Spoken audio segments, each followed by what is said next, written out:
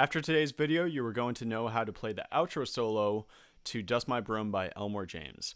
This is one of the quintessential slide guitar solos that you need to learn, in my opinion, if you are at all serious about learning slide guitar. So let's get started. So the first thing that you should know before even attempting the solo is this minor pentatonic box in open D tuning. I'm in open D, by the way, so it's D, A, D, F sharp, A, D. Same thing as open E, but just a whole step lower. And the pentatonic box itself is starting on the 6th string, 12th fret. On the 5th string, frets 8, 10, 12. On the 4th string, 10 and 12.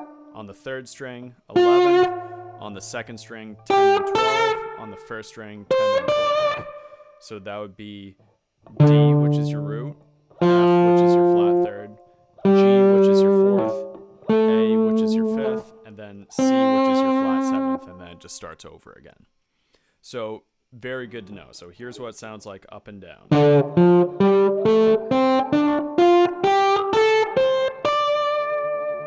And backwards. You can try the same thing, maybe just slide between all the notes.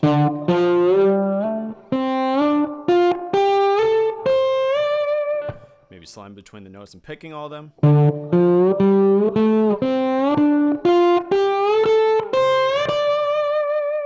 All right, so very good to know. If you don't know that, do yourself a favor and just spend some time with that, just getting familiar with the lay of the land with it.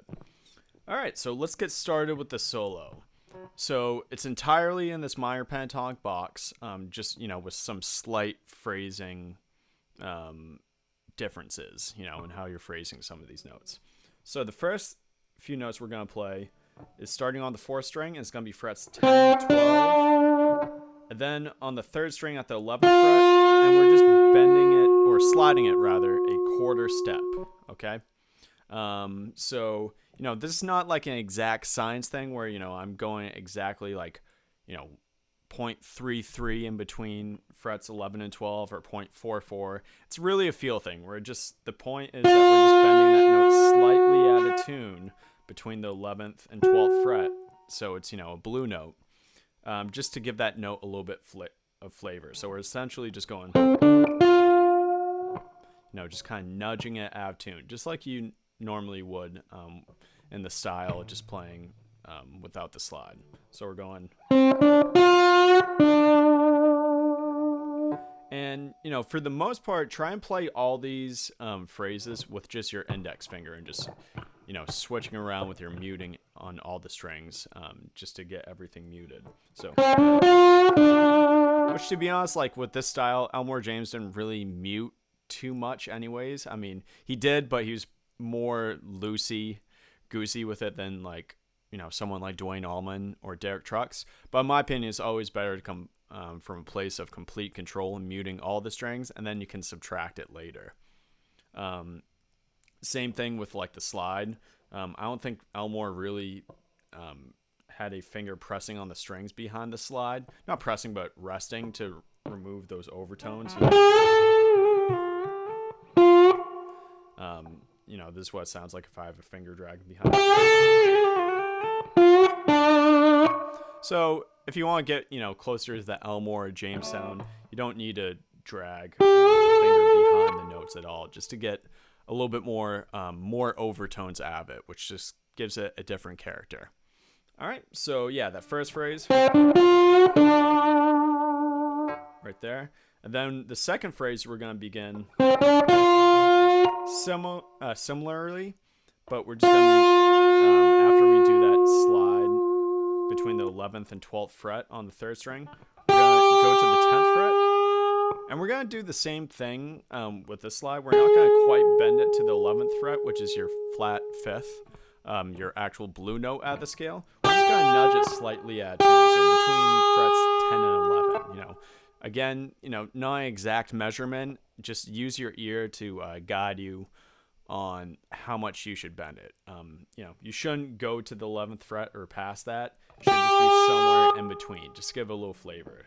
So once we do that, we're going to go back to the 11th fret on the 3rd string, nudging that as well, and then 12th fret on the 4th string. So that second phrase would sound like. And then the last note I forgot is on the 5th string at the 12th fret, and we're just gonna let slide down. Key tip with these slides too is when you're staying in this box area, I have my thumb anchored around the 7th, 8th fret, depending on how big your hands are. You know, it might be a little bit closer or farther. I have fairly big hands, so I'm able to stretch my thumb out back there. But, you know, if you have smaller hands, you know, as much as you can go would work, okay? The idea is just to keep that thumb as an anchor point and get to those slides just by extending your wrist while keeping your thumb anchored. But on that last slide, on the 12th fret where it's a downward slide, what you want to do is lift your thumb off the back of the neck. And then instead of doing that slide with your wrist, try and concentrate on that slide being with your forearm, okay? So it's kind of similar to like if you ever learned those like Django Reinhardt, you know, like chromatic slides where he lifts his thumb off the back of the neck. If you try to like do it too much within the hands and not the forearm, it's just not going to work. So the key there is just concentrate on your forearm as you're moving down. So, all right. So just it's the entire arm that's doing that slide. All right. All right. So the second phrase is the same exact thing. So we don't need to learn that. It's just a repeat. So,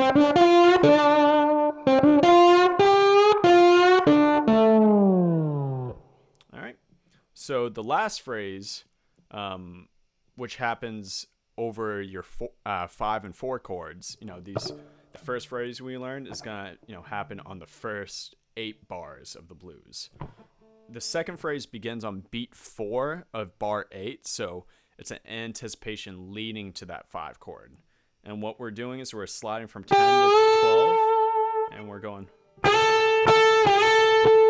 So sliding to the 12, plucking it twice, doing the same thing. And then we're doing a pluck from the 12 down to the 10, then going to the 3rd string, plucking at the 11th fret, and then to the 12th, and then going to the 12th fret on the 4th string, plucking there, doing a backward slide to the 10th, and then 12th fret on the 5th string. So that slowly is 1, 2, 3.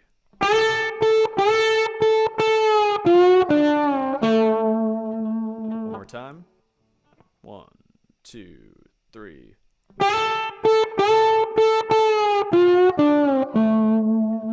And then just a repeat of the first phrase we played. But instead of, you know, doing that last long slide, we can just end by sliding into the root again at the 12th fret on the 4th string. So the entire solo from start to finish is 1, 2, and it begins on pickup on the 4th beat as well. So 1, 2, 3, 4.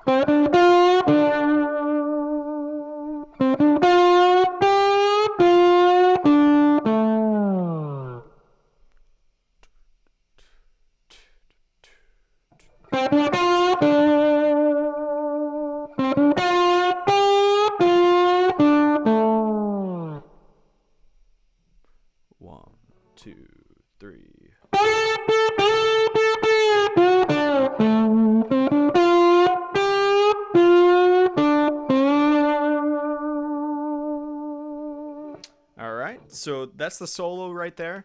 Learn it super slowly, learn it correctly, and then increase the speed if you need to. Another key tip I have with this is try singing with the solo first. You know, slide is like an emulation of the human voice in most cases. You know, that's how it kind of began back, you know, in the day, like where, you know, players in the South were playing. It was really just like a response to their own voice. So when you're practicing it, it's not a bad idea to like maybe keep time on your chest or clapping your hands or something and just singing the solo at first. So just going like 1, 2, 3, ba ba ba ba ba Ba ba ba ba ba ba ba.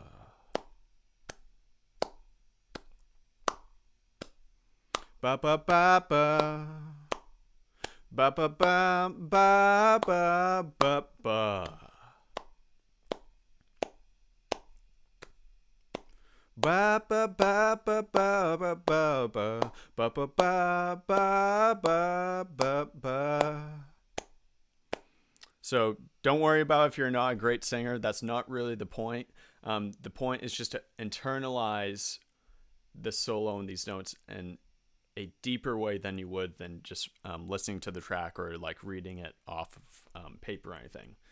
Beyond that, try singing with the solo, maybe clapping on the backbeat. This type of music is driven by a backbeat, so just doing claps on 2 and 4. So 1, 2, 3, 4. 1, 2, 3. Ba ba ba ba. Ba ba ba ba ba ba ba. Ba ba ba ba. Ba ba ba ba ba ba ba. Ba ba ba ba ba ba ba ba ba ba ba ba ba ba. And then if you even want to take it a step further, try doing it over the chords, just strumming the chords, 4 to the floor sort of deal. So 1, 2, 3, 4. Ba ba ba ba. Ba ba ba ba ba ba ba. Ba ba ba ba. Ba ba ba ba ba ba ba. Ba ba ba ba ba ba ba ba ba ba ba ba. Let me try that again. 1, 2, 3, 4. Ba ba ba ba. Ba ba ba ba ba ba ba.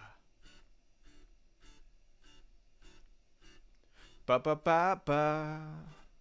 Ba ba ba ba ba ba ba. Ba ba ba ba ba ba ba ba ba ba ba ba ba ba. All right, so that can be really helpful internalizing that solo. My apologies on the mess up earlier. I think I just had my wires got crossed because I was doing this in open E before, but then I switched to open D tuning just to get that Elmore sound. So my apologies on that, but I bet you could follow along just fine anyway. So, but that's another good tip. It's just to sing that solo over the chords so you can hear what the chords and the melodies sound like together. And then, if you can't sing those pitches anyways, just do the rhythm. You could just go 1, 2, 3, 4. Ba ba ba ba. Ba ba ba ba ba ba ba ba. Ba ba ba ba. Ba ba ba ba ba ba ba. Ba ba ba ba ba ba ba ba ba. Ba ba ba ba ba ba ba ba.